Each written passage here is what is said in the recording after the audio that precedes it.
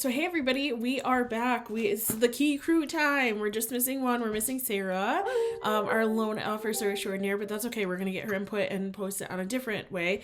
But let's introduce everybody. So I'm gonna start with you, Corey, because I'm gonna be honest, everybody's really important during hurricane season, but you are gonna be the one that we need to talk to. So who are you and who are you with? Yes, so I'm Corey Whitaker with Goosehead Insurance. I am account executive, office manager, agent, customer, whatever you want to name me for the day. I write all lines of personal lines insurance. So my main book of business is home, flood, auto, but we can write, pretty much anything that you can insure. I can write a policy for. Wonderful. All right, let's go across the screen. Andy, who are you and who are you with? Hey, good afternoon. This is Andy Kretcher with Square One Construction. We're a local general contractor in Winter Haven. We focus in commercial and residential properties, so we can help out with anything across the board. Cool. All right, Miss Pleasure to be here. Ashley, who do you got in your car with you? I have Miss Robin Bonovich, attorney, and then I am Ashley Kretcher, a licensed title agent. Robin's also a licensed title agent, but she is an attorney, and we own Southern Heritage Title. I love it. Thank you. Greg, go ahead. Hi, Greg with Orgova Home Inspections. I think inspections kind of speak for themselves, but we are always, trying to help clients through the hurricane season to get prepared, make sure they know what to look for and what to do, and especially what to look for after. Yeah, right.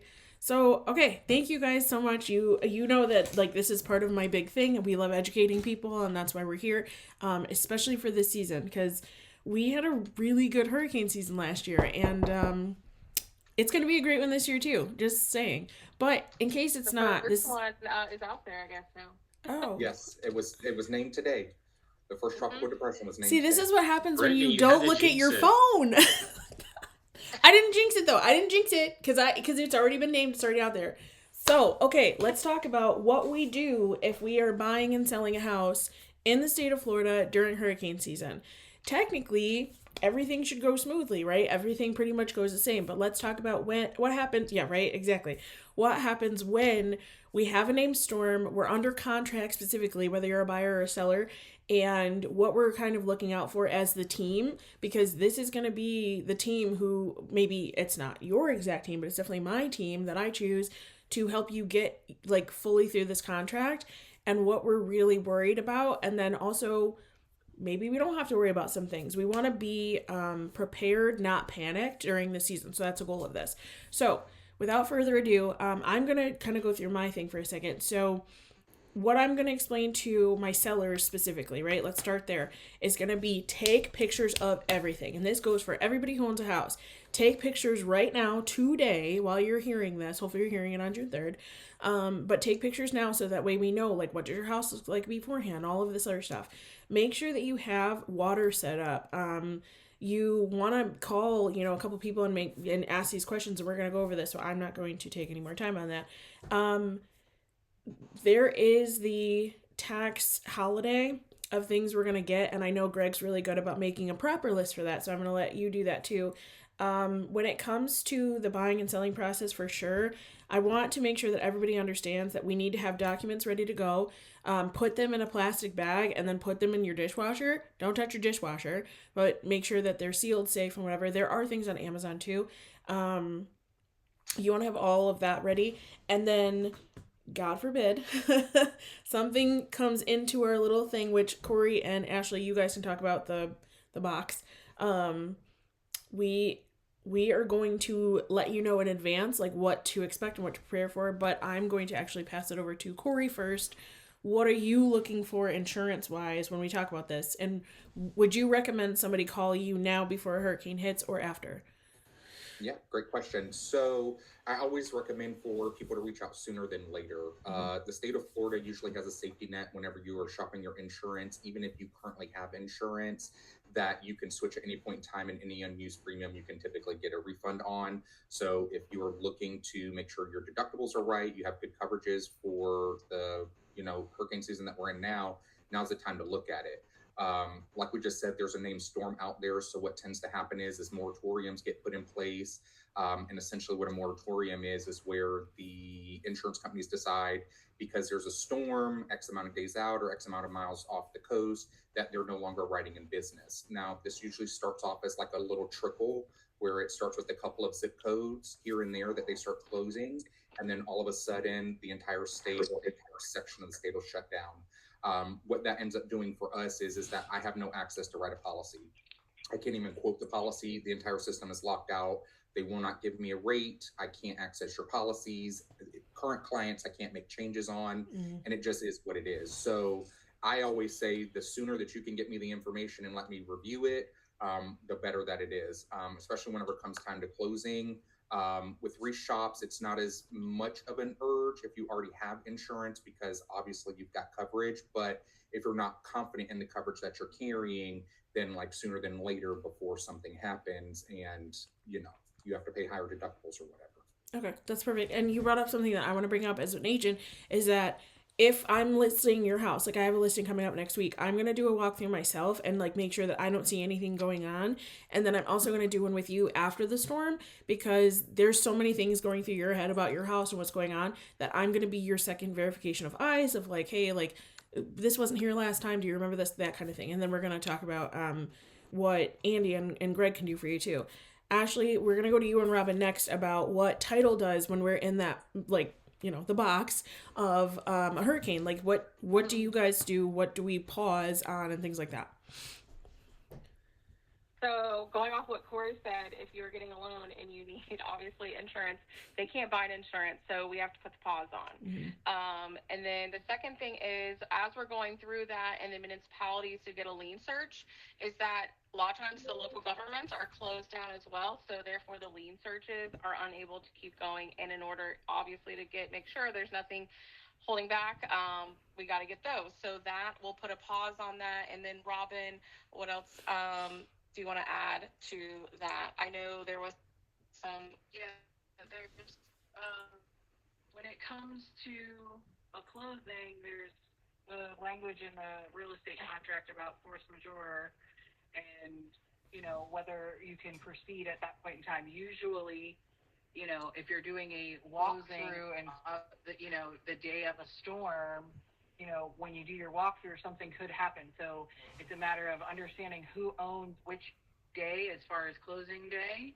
And as Ashley stated, if you have a loan, it's certainly not going to close because of certain issues associated with insurance and other things like that. It's all put on a pause at that point in time. Mm-hmm. Yep. And then I know Sarah's not here to talk about the loan side, but like everybody's saying, everything gets shut down. There's nothing we can really do. I think pretty much the only people that can technically work is going to be you, Andy, and you, Greg, because you guys can go out. Now, it's not safe for you guys to go out, just like it's not safe for me to go out either. And that's something else, is that as a realtor, I'm going to tell you, hey, like we're not in a safe zone for us to go outside. Like it's a really bad storm right now. And I'm just going to go ahead and say it. If it's storming outside and it's not even hurricane related, I'm wearing Crocs, okay? Because I don't want to get my shoes wet, and I'm going to advise you to do the same thing. Be comfortable. We're going to wear raincoats, all that other stuff. But most importantly, we are going to be safe from going outside in the state of Florida during June and November, because random things happen. And by that, I mean lightning all the time. I will say one thing. Yeah. Is that she will also take her signs. I'm losing you. When you have her signs outside. Remember? Yeah. Okay, try it now. Can you see me? I can kind of hear you. It's cutting out. Okay. Another thing I will put a side note is, just because I'm like a marketing background, is that you will also take down your for sale signs if they're in a piece of property, so they don't go flying missiles. Correct. And I have seen that happen to other agents, and they've literally landed on other people's windows. It's not very good. So yes, everything comes out of the yard, and I'm going to say the same thing as to you as a seller. Take it out of the yard, put it away. You don't want anything to happen. You don't want anything to be missing, because if it's in the contract that it's supposed to be there and it's gone because of the hurricane because you didn't put it away, we're going to have an issue. I have also had one instance where the hurricane came, 2 days before closing. We were clear to close. Everything was good. We got the clear to close too late to do it the same day. And then the storm came the next day. We had to go back out the day after. And it was me, the loan officer, and honestly, the appraiser all at the same time, just checking the property, making sure everything's good. Thank God it was. And we were able to close still. But these are the things that as a buyer, you're going to have to take a deep breath, and we might experience it. I hope we don't. But anyway, so we're going to go to Greg. Greg, what are your recommendations and things for hurricane season, for not only just inspections, but like in general? Like, what do you suggest?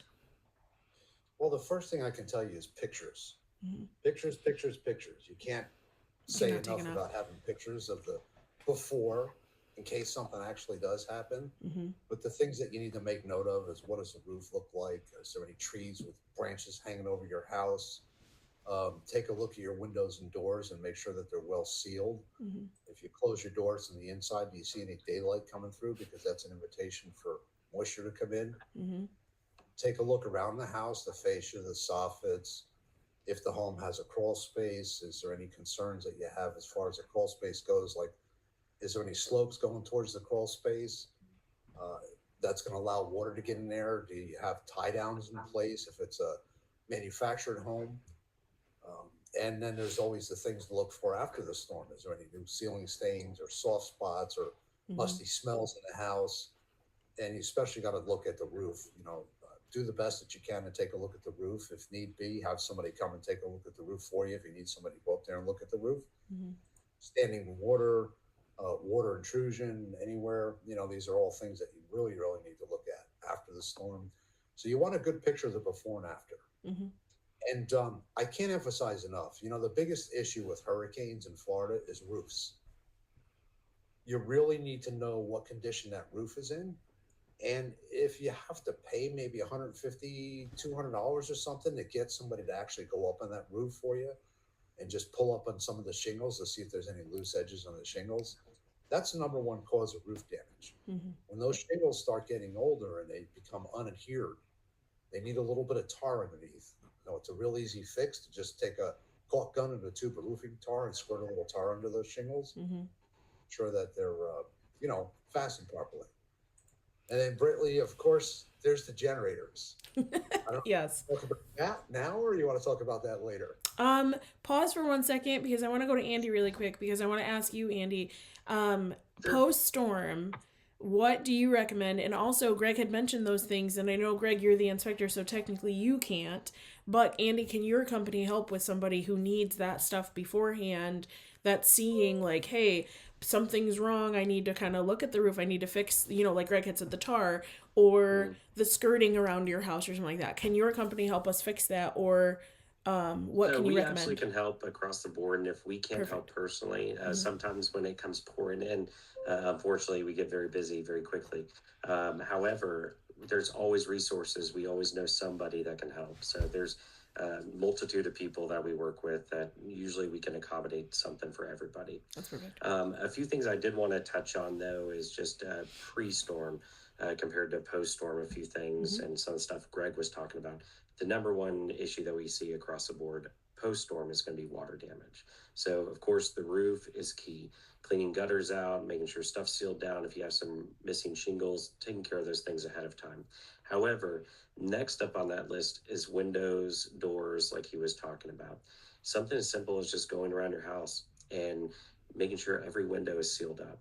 Just most times people don't check their windows or their siding or stucco cracks, but you think about it, if you have a pressure washer blasting against a crack and around a window or a crack on your stucco and against your house for hours and hours on end, that's going to most likely come inside your house at some point. Absolutely. And you've got drywall damage and a multitude of things that are going to be, a serious mess to clean up after the storm finishes, especially when you're trying to close on a house. No one wants to deal with that. No. Nobody on this call wants to deal with that. No. So if you can eliminate that by a $10 tube of some silicone, well, let's push everybody to go outside and check some windows and some stucco cracks.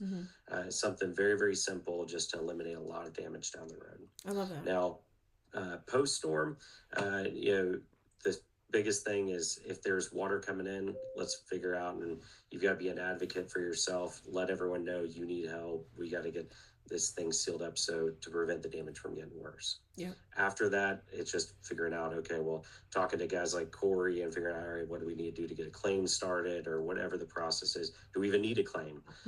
Because is the deductible too high? But getting through all that mess. But the biggest part about post-storm is just how do we get this thing watertight to prevent further damage? Now, let's say that we have somebody who isn't able to access or do any of these things outside. Andy, can you help them with that pre-storm?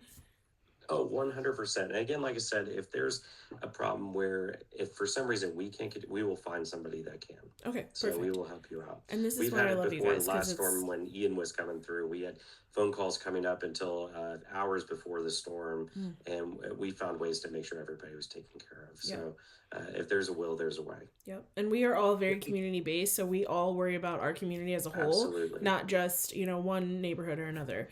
Okay. Brittany, I just want to hit on something that Andy said too. Yeah. You notice he said silicon. I was waiting for you to bring it up. I knew you were going to. People aware out there, latex caulk is not your friend. No. What Andy said about silicon is spot on. If you're going to seal up those windows, bathtubs, whatever it may be, you need to use silicon. Yes. Exterior rated, UV rated silicone. Yes. It's not going to crack in a month. That part. I see so many people seal things up with latex caulk, and 3 months later it's peeling off and it's leaking and it's moldy. It's garbage. That's funny. I knew Greg was going to say something. So I appreciate that, Greg. Well, one more. The Yep. difference between a tube of latex and a tube of silicone is probably about $2.50, $3 maybe. Spend the not extra. It really is. Right. Yeah, and there is, and you've shown us, Greg, on walkthroughs, there's a big difference between the two. Sarah, hi. We're gonna go back to you in 1 second, but I wanted Greg to touch on the generators especially, and like the do's, the don'ts, the things like that, and then what you might recommend, and Andy chime in too with what you might recommend for somebody to get pre-storm and have it available now for the outside of your house especially. Well, everybody's going to scramble and go for a generator when there's a storm coming in. Some people already have them. There's a couple of obvious things. Obviously, don't run the generator inside. Don't run it within striking distance of your window. Do try to keep it dry somewhere away from the house. But one of the biggest don'ts is do not backfeed that generator into your house.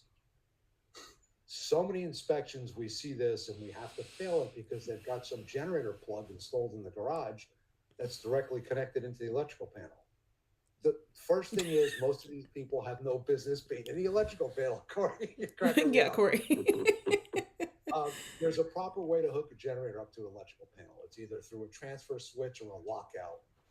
And it really takes a qualified licensed electrician to do it. However, a lot of people don't want to spend the money. So the alternative is make sure your generator's outside. Make sure you've got a couple of extension cords that you can hook up to your appliance. Now, they do make GFCI protected extension cords because obviously you're going to be using this in a hurricane and it's going to be raining. So you want to make sure that you got GFCI protection on that cord that's coming into your house in case, that cord's laying out in the water outside or whatever. And hook up your appliances that you want to run individually. A lot of people say to themselves, well, okay, I want it hooked up to my panel because I want my lights active too, or whatever it may be. Well, get a portable light and hook it up to the generator through an extension cord. Please. I can't emphasize enough, don't hook that generator directly to the panel if you don't know what you're doing. It's a major safety hazard. Not only can you get electrocuted, you can backfeed that generator into the electrical lines. And if there's repair crews out there fixing the lines, that power is coming back at them. Yep. When they disconnected the lines that they're working on, they expect that there's no power on those lines, but you're backfeeding your generator and you're electrifying those lines. So these guys are out there working. Obviously, like I said, keep it dry and distance, keep it away from your home. Transfer switch, absolutely required. Corey, I'm not going to answer you. Go ahead. I love this. If a client takes and hooks their own extension cord into the electrical panel, is that considered On a 4-point, is that considered exposed or unsafe wiring? Unsafe wiring. The first thing you don't do is hook an electrical cord up to a electrical panel. That's a that's I'm a not big saying that my grandfather, who worked in construction for 40 years, didn't wire it to his own electrical panel and plug it in. I'm just saying for the people who are watching this, it's not Probably considered safe shouldn't. wiring. Right. And we can't get you insurance for this. Right. So if your house There's a burns right down way. because it was done wrong, we're gonna have a big issue. So don't do that. Jeez. And I can tell you, when we do inspections and we find those wired directly into the electrical panel, it's an epic failure. I hate to say it, but it's a 4-point issue, and it goes on the 4-point form as a defect. That's As it that's should. crazy. As it And I should. especially love when the a lot of times the seller will come back and say, "Oh no, it's an RV outlet." No, It's a no, completely not so different much. outlet. Well, okay, my brain hurts from hearing this. Please don't do that. Like, we're gonna keep saying it. Please don't do that. Okay, Andy, what would you recommend to somebody who? Because we get all like antsy, right? Like, the lists Sure. come out and all this other stuff, and you gotta buy everything. You don't gotta buy everything. Please don't buy everything. That's crazy. And if you have a loan, don't buy everything because you're gonna take out a credit card. You're gonna not get your loan. Sarah's gonna yell at you. I'm Definitely gonna yell don't at do you. that. Don't do that. We're all gonna yell at you. Anyway, what would you recommend for like the big things that people should actually buy, not with a credit card? Thank you. Just gonna keep saying it. Ooh, not with a credit card? Yes. That'll be so we're talking small things here. Yeah. Honestly, that tube of silicone goes a long way. Okay. Yeah, stuff like that, some duct tape. If you got a window that starts leaking around, even just run outside some duct tape around if you don't have time for silicone. Just little things like that. But something I did want to touch on to what Greg was talking about, as far as the generators go, when you're using the generator, we've got someone on this call that this was a little personal too. Yeah, that's And this why one was Robin actually and I are kind of like professionally looking back at each other talking about this. and this I know one was you're gonna actually say. professionally installed. Oh, The no. exhaust was pointing the wrong direction. The exhaust was pointing towards the house. So if Yeah, you Robin are almost using a died. generator, she did almost die. So if you are using a generator, a carbon monoxide detector, That's great, yeah. spend $20. Get one of those. Make sure you're safe. Put one of those inside your house. Luckily, Robin had one that was great and active. Shout out to what is it? ADT Yeah, or ADT. Yep. So they saved her life. She had one in her house. Her Generac was blowing it. The exhaust was facing the house, and all that never carbon felt dioxide was going underneath the crawl space of the house. And then she started getting all tired one night, and then gets a frantic call from her mom, waking her up because her alarm's going off, and then she's got firefighters at her door. Oh my gosh. Thank you for You know, sharing that's that kinda- story, because that's yeah, kinda that's scary, Never because know what can happen. Generac you can only have professionally installed, right? That one was actually. So Yeah. again, Yikes. doesn't hurt for a second opinion every now and then. Just double check where your exhaust is pointing. Yep. Make sure it's pointing the right direction. So if you have a portable generator, make sure it's pointing outside. Don't let that exhaust go and shoot back into the garage. That's so scary. And then something as simple as a carbon monoxide detector, because a lot of our houses, unless you have a gas appliance, you really only have a smoke detector in your house. Mhm.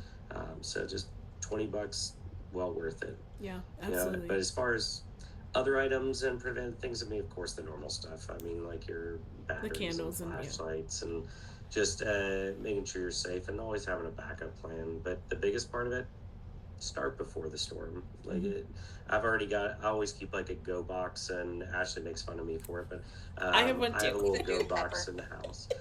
But when the storm comes, guess who's not having to flock to the store? That part. I just pull my bin out.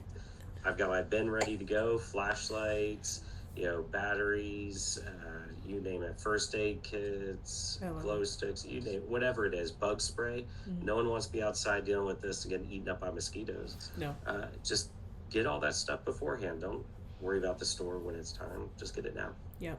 Same thing with like waters and things like that. Like, get your waters now. You don't have to go crazy and stock up on a bunch of stuff, but just make sure you have it now. Okay, so Sarah, I'm gonna come to you with this question in particular. When you have somebody with a loan that's going out, and we have a named storm, let's say something does happen and they do have to use their credit card. I know we don't want them to, but can we talk about what might happen because they don't really have a choice, right? Like they have to do something to fix their house, fix their car. They have a deductible they got to pay, and the only way they can do it on a credit is on a credit card. What can we do? Also, you're on mute. Yep. Okay, there you go. There we go.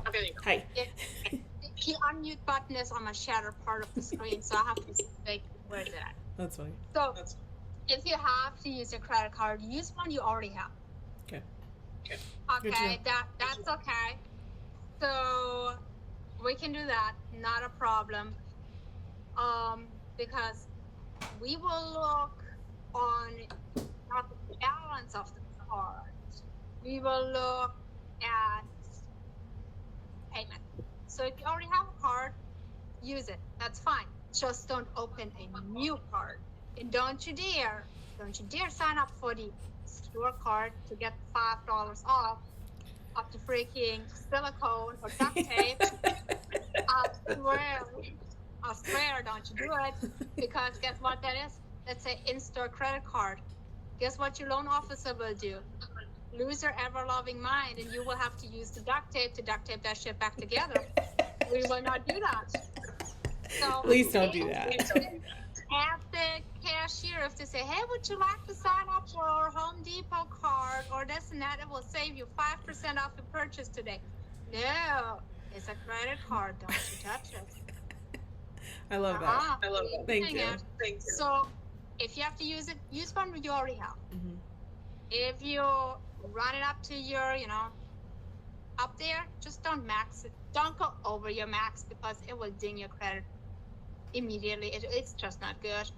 But use one you have because we look at your monthly payment for your debt to income, not your balance. Mm-hmm. So that's one thing. And if there's a named storm, guess what's not going to happen? We're not closing. We are not closing if we do not have your insurance bound. Right. If we already have your insurance bound, we don't care. That baby can be named. It can blow over us. We will just do a mobile notary that's weather safe. We will be fine.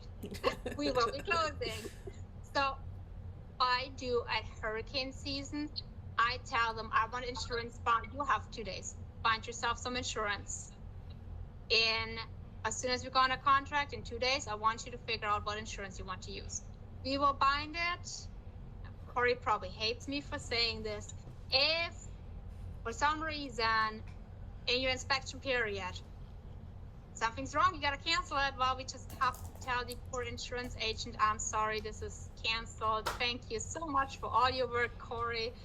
We will take you out for lunch because he's not going on my shadow part of the screen, but I think he's rolling his eyes at me right now. A little bit. So I want to touch on something really quick, but yeah, go Corey. Yeah. Go All I ahead. was going to say is the solution to that is we can actually find a policy today for the future. So it doesn't have to be, if you know what the estimated closing date is, so if it's June 3rd and you're not closing until the 28th of the month, I can set the policy to start as of the 28th of the month. We don't have to start it prior to you closing. So it's not as detrimental whenever we do it that way and not as much of a headache as long as we do it in advance. So you're okay. So actually, yeah, that's something that I just learned because I didn't know that. You post-date the policy. Yeah, that's awesome. Okay, hold on, Sarah. I'm unmuting you. Okay, apparently I can't unmute you. Okay, we got it. Okay. Yay. So, yeah, and that's what we will do. We'll bind the insurance for the closing date. So if it's already bound and there's a named storm out there, we're good because our insurance is bound and in place. So then, So it should not be affected. Correct, Corey? Say that one more time. You take it. So if we bind our insurance before named storm and say, hey, in 3 weeks, this is the closing date. We're bound, we're good, we're happy, and now there's a named storm. We are good because it's already bound, right? Correct. So anything that is bound prior to the moratorium that goes in place because of the hurricane will still be honored. So as long as it was set up. But if we're like, the moratorium's set now and you're calling me to set the insurance up today, we can't do that. yeah, we can't do anything.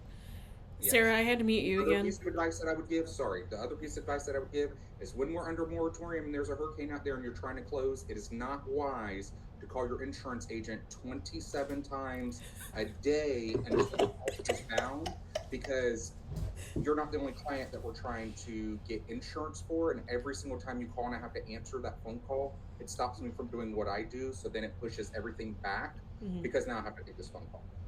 And So that's a perfect leave us a message, send us an email. right. I'll get back to you. And something that like I will say is that like as a team, like when we when we're going through all of this stuff, like you guys know because I've worked with you, I've closed with you before, that like everyone's on an email, right? And I send a text message out to everybody too, like, hey, this is what's going on, this is the plan, this is why we're having this conversation now too. So here's what everybody's job is, and then also Mr. Buyer, Mrs. Seller, whatever it is.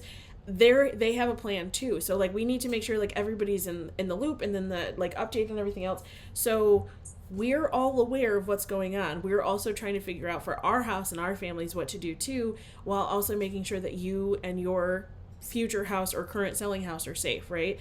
And again, same thing with Ashley and Robin. Please don't call title 500,000 times asking them, when are we going to close, even though there's a hurricane passing right over us. They don't know. None of us know. We can't do anything. So Sarah's not going to give you an answer. Greg's not going to be able to go out. I'm not doing, you know what I mean? So like we know we're going to stay in the loop, but we just can't do anything right now. And this is also when I start to hand out the numbers of Andy and say, hey, I need you to prep right now, because as soon as the storm is out or it's done and out, I need you to go outside and tell me what's going on so we can get him on the books and then go from there. Yeah, go ahead. I'll also go ahead and say, just because I lived in Florida during 2004, Andy, you did too, and I'm sure most of probably others, is that some areas in Florida get hurt, like it could be 5 miles, a mile away, are worse than like your neighbor. So you don't know if you're looking at Auburndale or something, because we're in Winter Haven, if you're looking at, and they could have mass destruction, but you're fine, and you're like, what's going on? Yep. And that, I mean, honestly, that happened to us during the last hurricane, that we watched the whole hurricane go right over top of us. And again, I lived in a manufactured home. My house was fine. We didn't even like lose a shingle, but my neighbors that were, a couple like an acre probably across, they lost their entire roof. They lost their entire barn. Everything was gone. I'm surprised the house was still standing. Somehow we didn't get hit, thank God, but they did. You got to understand, like, we're all working together at this.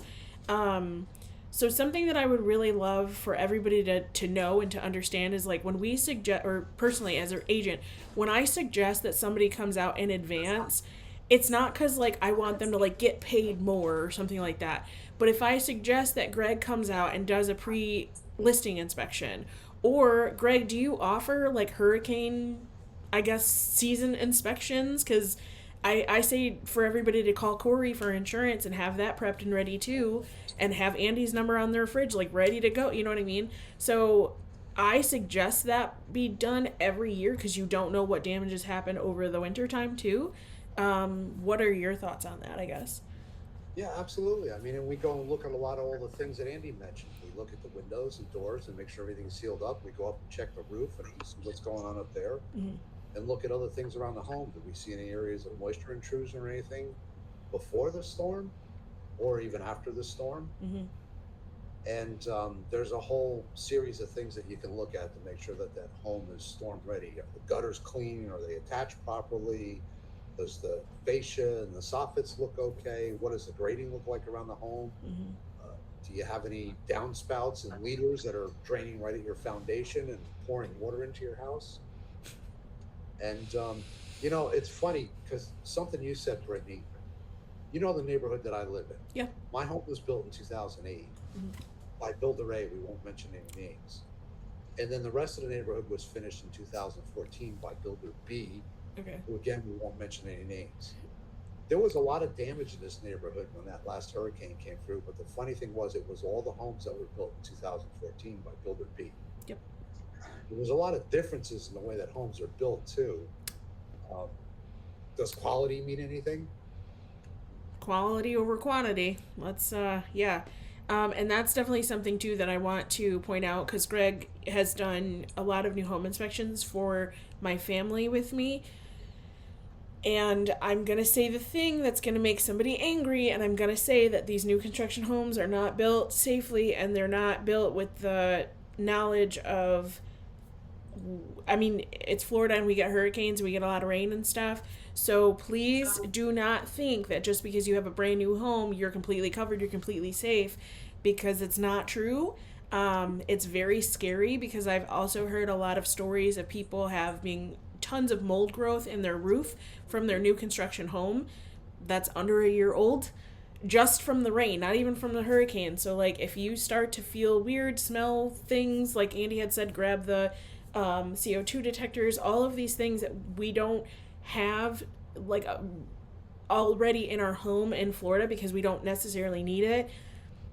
You probably should, though. It's definitely a safety feature. You definitely probably should.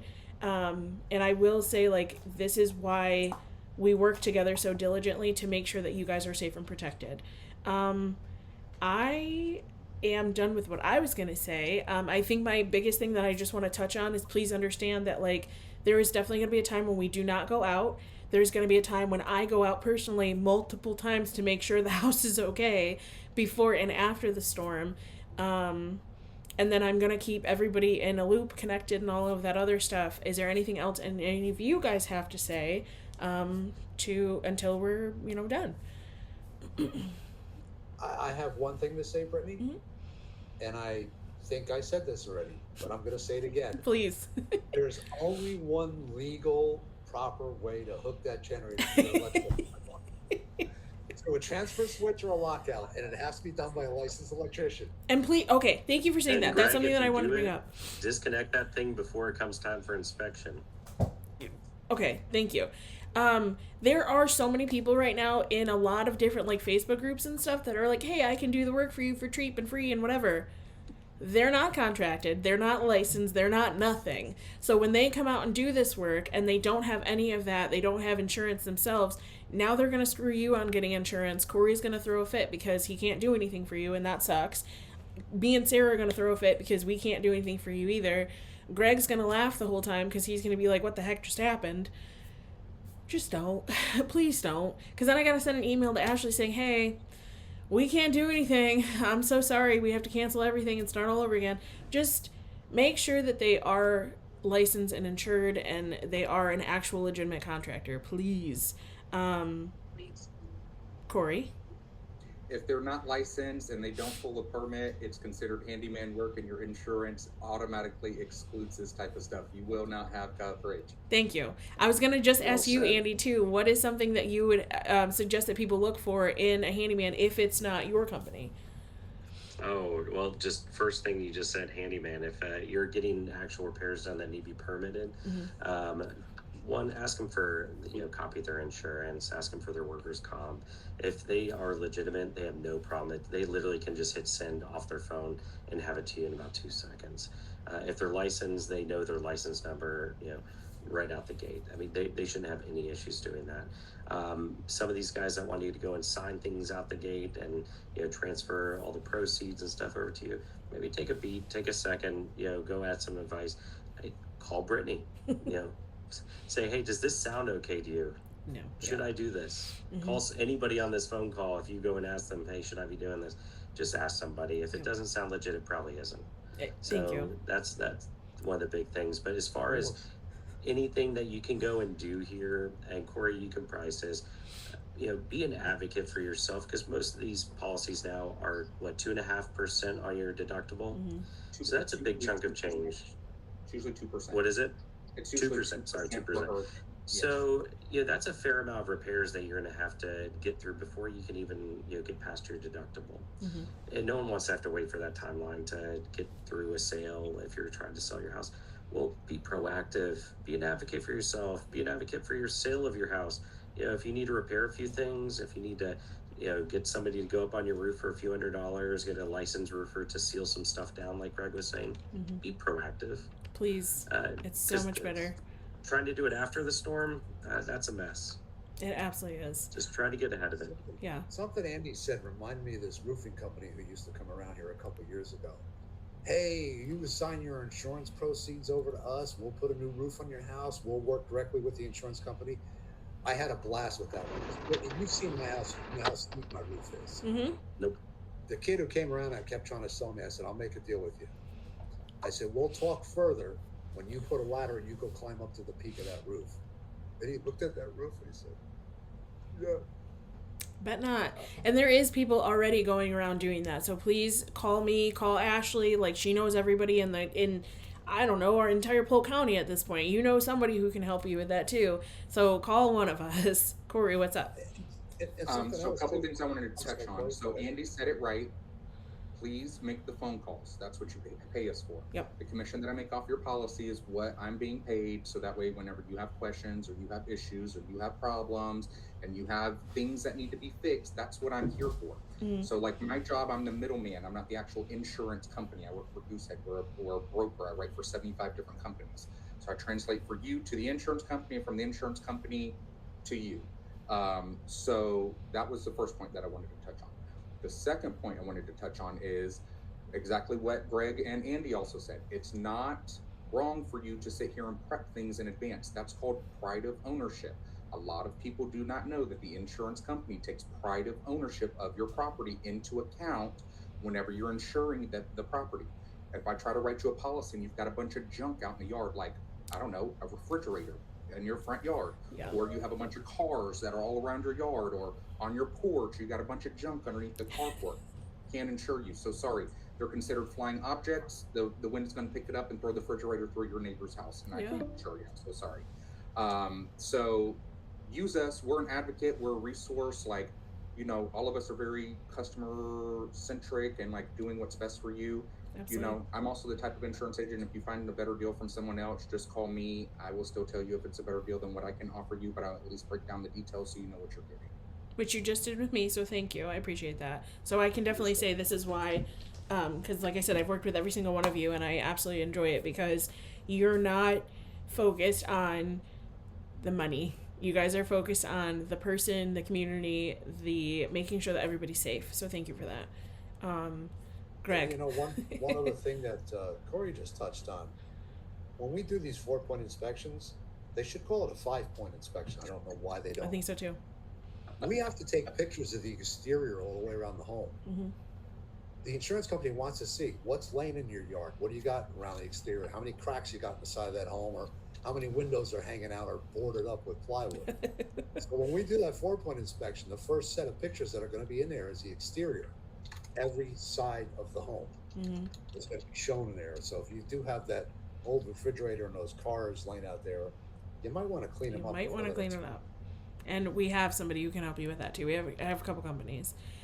The only other thing I wanted to throw in also, Brittany, and going back to a lot of what Andy said before, a lot of people don't realize in Florida, something as simple as installing an electrical outlet really has to be done by a licensed electrician, and they have to provide you the proper documentation. Yep. So when you're doing these inspections of your home and you're fixing things, I can't emphasize enough how important it is to make sure that it's a licensed, insured person. They give you the proper invoice so that when Corey gets the original 4-point calling out defects and he has to go back and look at the updated 4-point, he has the documentation to back that up. Mm-hmm. Well, your water heater was changed by who? Joe Schmo's something service? No, it's got to be some licensed plumbing company. Yeah. It's got to be done correctly. Please and thank you. And yes, these are all things that we've seen. That's why we're bringing it up too. Yes, and your insurance company will ask for a paid invoice, and if you think that they won't go see if these people have a license or a actual insurance company, they will. Yep. Trust and believe me. Absolutely. There's a 62-day underwriting period from the time the policy starts. The underwriting has an option to get off of the risk if they do not want to insure you. And they will not. And yeah. they will. And Yikes. they will. And believe. Yeah. No, I think we're good to go. But just if there's ever a question, just call anyone here. Everyone's going to be a resource. Yes, and I'm going to put everybody's number on the list. And then I'm also sending this out to a bunch of people too. So everybody, thank you so much. Happy hurricane season or something. I don't know. Bye, guys. Thank you.